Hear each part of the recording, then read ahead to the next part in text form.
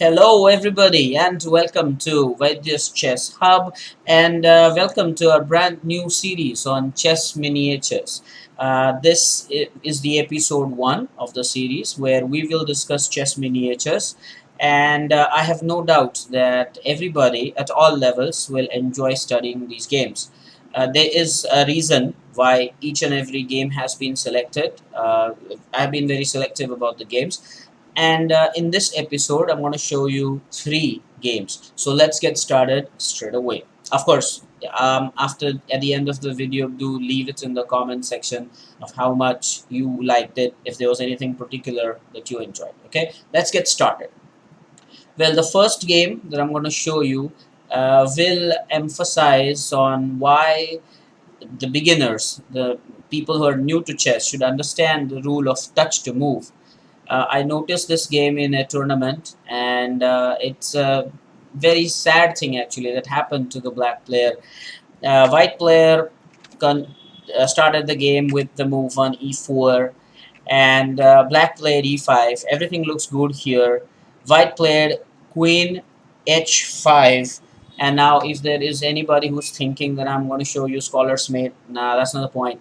I am emphasizing the touch to move rule here. Now, unfortunately, very unfortunate, but what happened is uh, the black player really wanted to play very fast. For some reason, all players who are new to chess are very impatient, and they just want to get the opening moves. They want to play them really fast without putting in proper thoughts.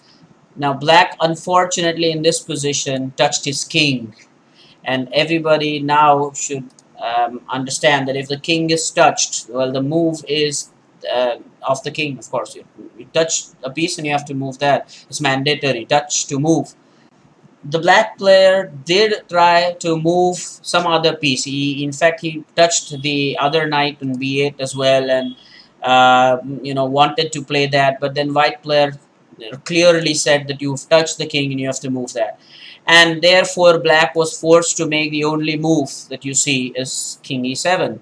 And well, unfortunately, when he played that, white just finished the game in the next move, and of course it is queen takes h5, and it is checkmate. Now, this is, of course, it doesn't happen a lot, but I just wanted to highlight the importance of touch to move. So all the beginners should be careful. Don't play with utter impatience and anxiety. Put in some thought, because if you touch the piece in chess, you have to move the piece. So it's touch to move. I'm sure that you have learned a great deal from this game. Okay, now I want to go to the next game, where the white player played e4 and the black player responded with f6.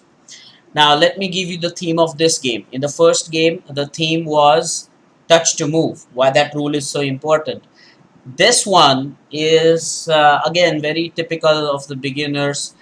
They open up this dangerous e8 h5 diagonal. This diagonal, it is very important to have that covered. But as you will often see in the games play at the beginner level, players really play this precariously. They do not show proper caution. In the game, white continued with the move d4, and now a blunder g5. Now again, if you see, just have a look at this diagonal, you will notice how weak this is, and white immediately exploits that by playing queen h5, and it is checkmate. There is no way that black can get out of this check. No piece can block, and of course the checking piece cannot be taken. Whenever it is checkmate, I strongly recommend the beginners to ask themselves these 3 questions. Do not accept checkmate because your opponent says checkmate. There are 3 ways to find out if it's really checkmate. When you are in check, obviously there are 3 ways to get out of it. So move the king. Well, that's not possible here. Number 1, move the king. Number 2, block the check. So here you can see that the check is from the h5 square, but there's no piece that can block the check.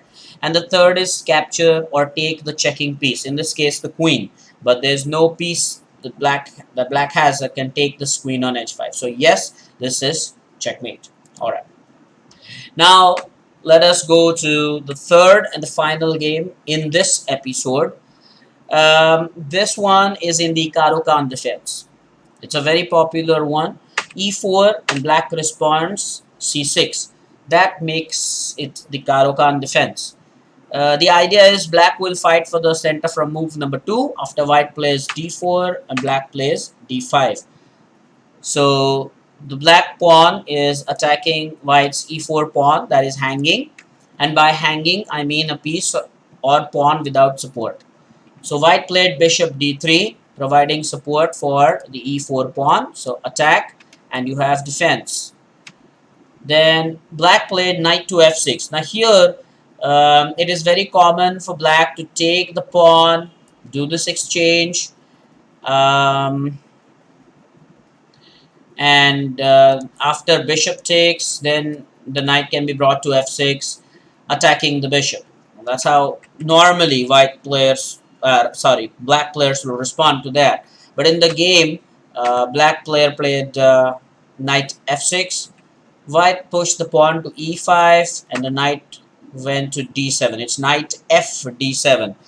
Why to write knight f d7 for beginners? Again, both the knights can come on this d7 square. So it is the knight which is on the f file that comes on d7. So knight f d7.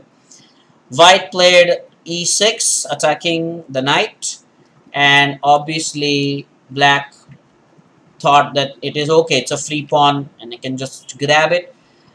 And the point that I emphasized in our second miniature, the e8 h5 diagonal, again it's there for white to exploit it. So if you want, you can pause the video to find out what you think white played. And if you had paused the video, I have no doubt that you came out with the correct move. Yes, white played queen h5 check, and now there is only one move black has, which is the move g6, and white sacrifices queen. Queen takes g6, black has to capture, and bishop takes h6 is just checkmate. Notice, however, that white could have gone about the business by bishop takes g6 check, then pawn takes the bishop, and then queen takes g6 is also checkmate. But white thought that the queen sacrifice is a pretty big deal, so he thought that let's execute it that way. So fantastic. All the three games definitely, I'm sure, added some value, especially if you are at the very beginner level. This series will have a lot of games. This was just the first episode, and so as I always say, keep playing, keep enjoying, keep learning, and thank you so much for your time. I hope that you enjoyed it. Leave your comments, and up until next time, bye bye, take care.